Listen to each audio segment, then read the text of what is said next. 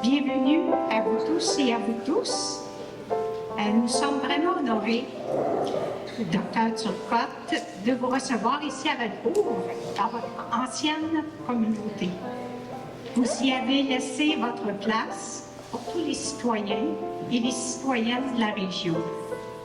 Nous tenions à prendre un temps d'arrêt pour vous faire un hommage bien mérité, puisque vous avez été très important pour toute notre communauté.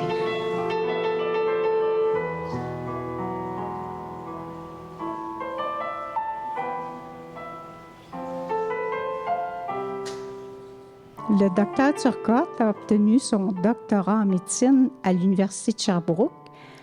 Par goût, vous avez choisi la médecine familiale. Heureusement pour nous. De son côté, Myriane, sa conjointe, est diplômée en service social de l'Université de Sherbrooke. Oups, on vient de faire le lien. Vous avez eu 3 beaux enfants, Jean-Philippe, Vincent et Jérôme. Je pense que Jérôme veut venir vous dire quelques mots. Merci d'être réunis ici pour célébrer toute une carrière qui est celle de mon père, qui était ici à Valcourt pendant, j'oublie toujours le compte, c'est 43 le chiffre exact, je crois, 44 ans comme médecin dans la communauté de Valcourt. Puis je voulais juste prendre un petit mot pour faire un hommage bref à mon père. Mon père, c'est pas nécessairement quelqu'un qui est dans les grands discours, c'est quelqu'un qui est dans l'action. Et puis, tout au cours de sa carrière, il a su nous transmettre vraiment un beau modèle de don de soi, un modèle de service de la communauté par l'exemple. Il n'y a pas beaucoup de médecins qui, comme modèle de pratique de médecine, c'est on ouvre la porte le matin, puis on ferme la porte le soir quand le dernier patient est rentré. Mon papa, il travaillait sans relâche. Pour exprimer ou pour exposer ce service-là, par exemple, je vais vous donner 4 exemples. Comme il travaillait très tard, moi, ma chambre, c'était la chambre qui était adjacente au bureau. Et pour passer, il y avait une double porte vitrée. Fait que moi, toute mon enfance, ma veilleuse, c'était le bureau de mon père parce qu'il travaillait le soir quand j'étais couché. Et puis, ça faisait de la lumière parce que mon père avait ce sens du travail-là, du travail bien accompli, puis il va se coucher seulement quand il aura vu tout le monde. Et puis ça, c'est exceptionnel comme type de pratique de médecine. Mon père puis la famille étaient bien impliqués dans la communauté. Des médecins qui habitent dans la communauté où ils servent, c'est pas tout le monde qui le font.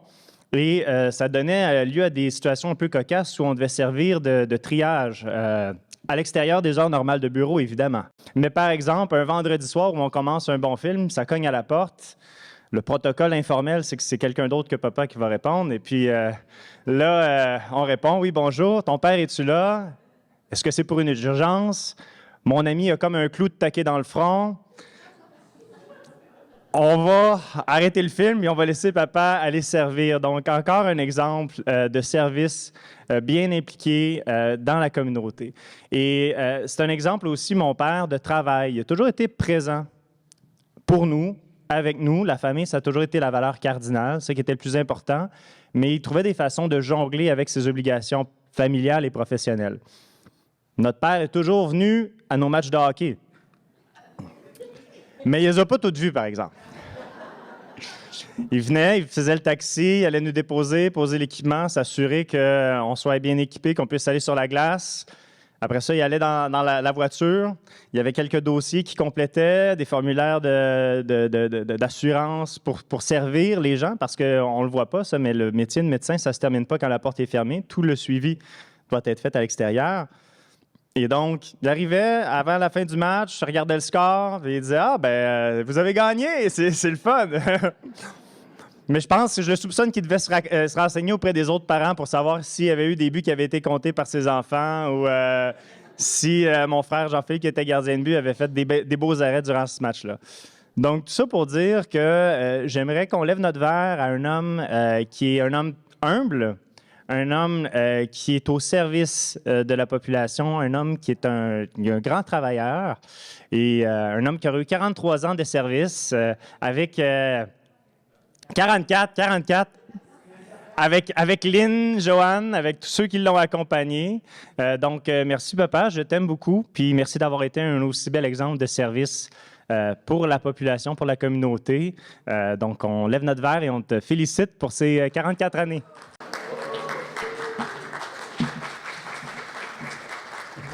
J'inviterai maintenant à me rejoindre une personne qui a été très importante pour vous dans la pratique de médecin, Mme Lynn Archambault, à venir nous livrer son hommage. Ce n'est pas sans émotion que je prends la parole, en mon nom personnel et au vôtre, pour remercier le dévouement du Dr Turcotte tout au long de ces 4 dernières décennies. Je suis heureuse d'avoir été votre adjointe durant les 44 ans de service auprès de notre communauté de Valcourt et les environs. Sincèrement, je ne crois pas qu'il existe de mots pour vous exprimer à quel point vous étiez un homme fantastique. Nul ne pourra contredire que les avancées médicales et la technologie bureautique ont avancé à pas de géant au cours des dernières décennies. Vous avez toujours consacré temps et effort pour demeurer à l'affût des nouvelles avancées médicales pour vos patients. Vous avez également suivi la parade avec l'évolution de la bureautique.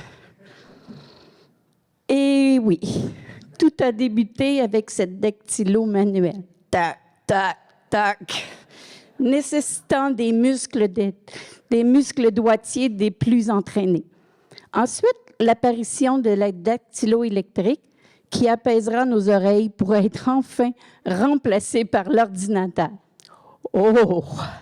Mais quel apprentissage pour vous! Des interrogations, des rires, des problématiques de tout genre. Je peux certifier que malgré tous ces changements, votre patience, votre dévouement, votre écoute et le service hors pair offert à tous nos patients ont toujours demeuré présents et appréciés infiniment. En plus des nombreuses heures de dévouement au bureau, des visites à domicile et des suivis au CHSLD de Valcourt ont toujours été à votre horaire hebdomadaire. Vous avez toujours fait preuve d'une humanité hors du commun. La retraite, c'est ralentir pour vivre à fond. Alors, nous vous souhaitons une merveilleuse retraite en compagnie de votre famille, dont les membres sont avec nous ce soir. Mes petits Arthur, ce moment est maintenant à vos portes. Profitez-en afin de vivre pleinement et ce, en santé. J'aimerais rajouter quelque chose. J'aimerais me remercier Joanne, ma collègue de travail des 15 dernières années. Ça a été super de travailler avec toi. Merci à la famille Turcotte. Je vous aime, puis je m'ennuie. Ça me fait plaisir d'être ici aujourd'hui pour rendre hommage à un grand homme qui a marqué, je pense, qui a marqué notre population de Valcourt. Suite à votre départ pour la retraite, on ne pouvait passer sous silence tout ce que vous avez accompli pour la communauté.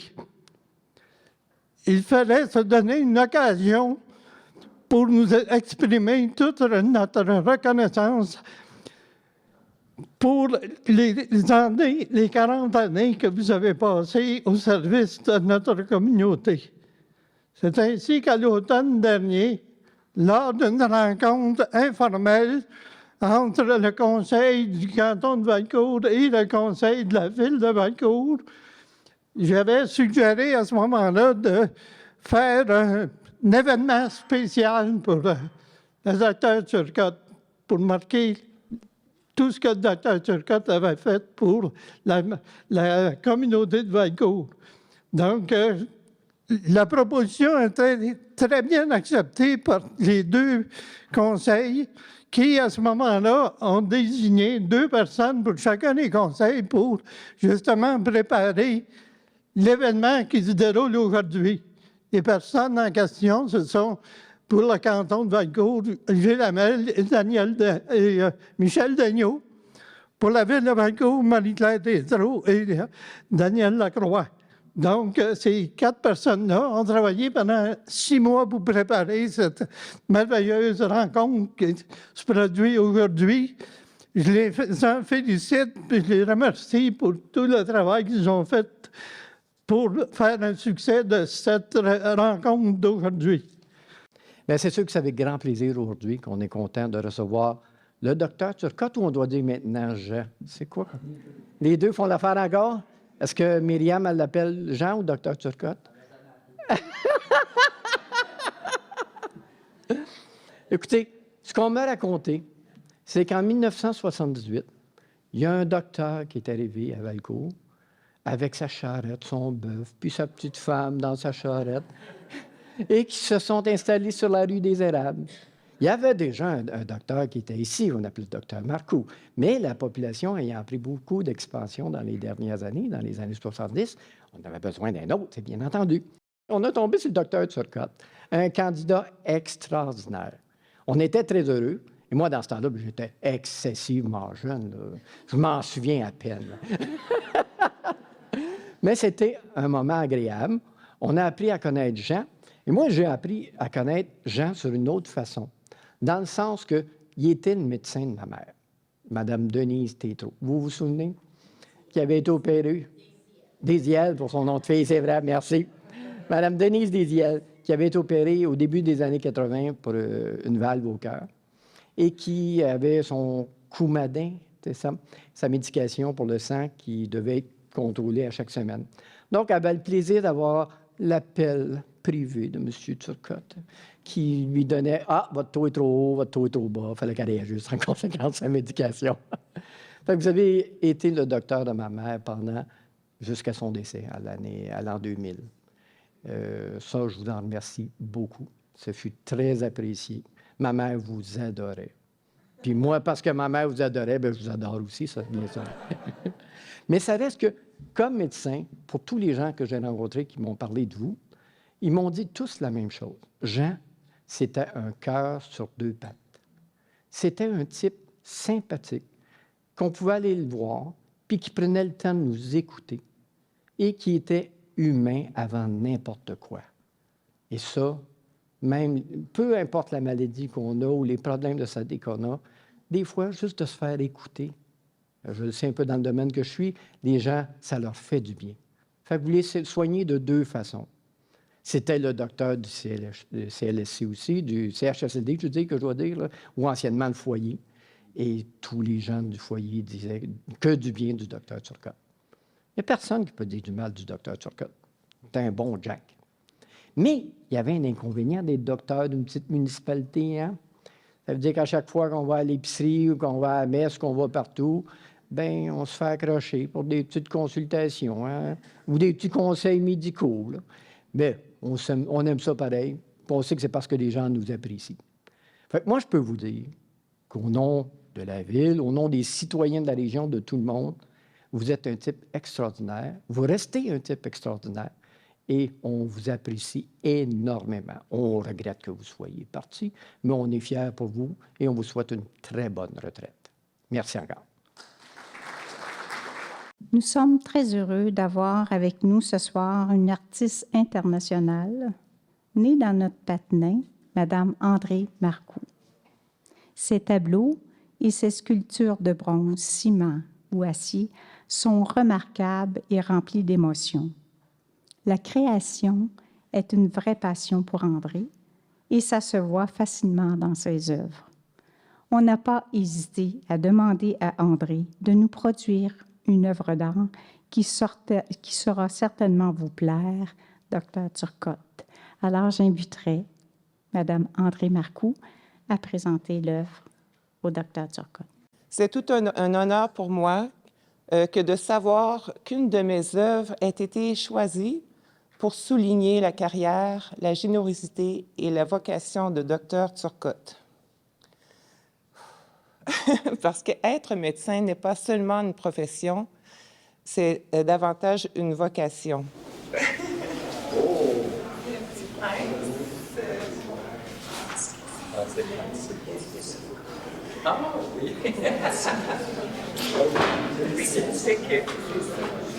La série s'appelle « Dessine-moi un mouton », mais parce que c'était une pièce unique, on a jasé avec les gens qui ont décidé de la sculpture, ils suggéraient un stéthoscope.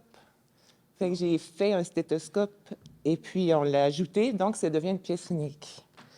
Fait que le petit prince a pris soin de sa rose, comme vous, de votre clientèle, avec tout votre cœur. J'ai donc nommé cette sculpture Prince de cœur. Oh! Ouais. J'aimerais vous remettre les 7 livres des municipalités. Si vous souffrez d'insomnie.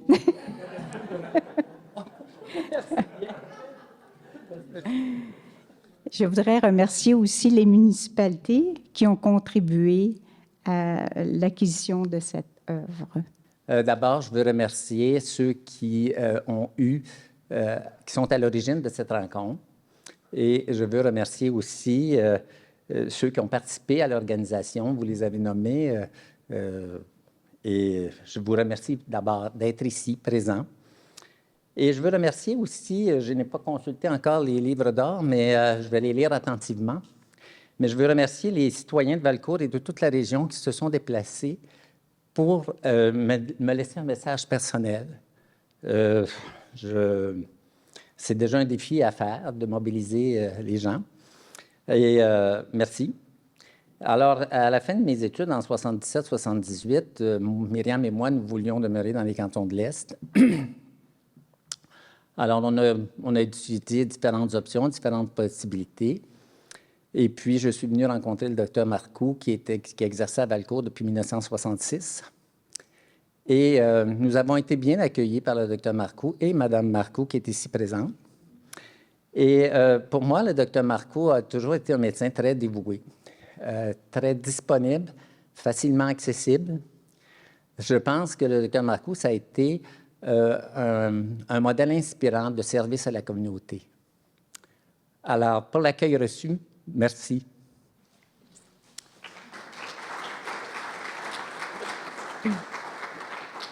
Alors, c'est en août 78 que Myriam et moi arrivons à Valcourt et puis nous nous mettons quand même assez rapidement à la tâche. Au fond, nous étions jeunes et aussi on avait l'air des adolescents. Et oui, on avait l'air des adolescents et puis je me rappellerai toujours cette petite anecdote. Un jour, il y a un illustre personnage de Valcourt qui frappe à ma porte avec une lacération en plein front. Alors, quand je lui réponds, il me demande tout de suite « Est-ce que ton père est là? » Alors, après m'être présenté, j'ai remarqué que son regard restait quand même dubitatif. Et donc, nous nous mettons à la tâche. Et puis, si ces 44 années-là ont été possibles, c'est un peu beaucoup, à cause du support que j'ai eu de Myriam et de mes enfants aussi. Disons que Myriam a été toujours de bonne écoute et aussi de bons conseils avec sa formation de travail social. Et comme elle est polyvalente, elle m'a libéré de la plupart, je dirais la quasi-totalité des tâches administratives pour la gestion du bureau, ce qui faisait beaucoup de bien et qui me permettait de me consacrer uniquement à ma tâche. Et puis aussi, elle a, au point de vue familial, il faut le dire, elle a compensé souvent pour mes absences en raison des longues heures de travail. Jérôme, Jérôme tantôt a évoqué la veilleuse, c'était tout à fait exact, ça. La veilleuse. Et puis, je pense que ça le sécurisait d'avoir cette veilleuse-là. OK.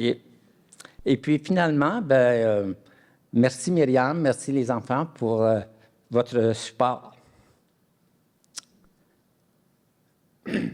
Avec l'arrivée de notre premier enfant, 79, notre fils aîné, on a décidé qu'il fallait embaucher quelqu'un. Et à ce moment-là, on a embauché Mademoiselle Lynn Archambault. J'ai bien dit mademoiselle parce que lorsqu'elle a été embauchée, elle venait d'avoir juste 17 ans. Quand je pense à ça aujourd'hui, je me dis c'est inimaginable. Un médecin qui avait l'air d'un adolescent avec une secrétaire de 17 ans.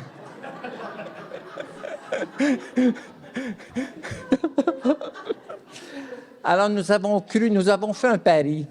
Nous avons fait un pari sur le proverbe qui dit « Aux âmes bien-nées, la valeur n'attend pas le nombre des années ». Et nous avons gagné le pari.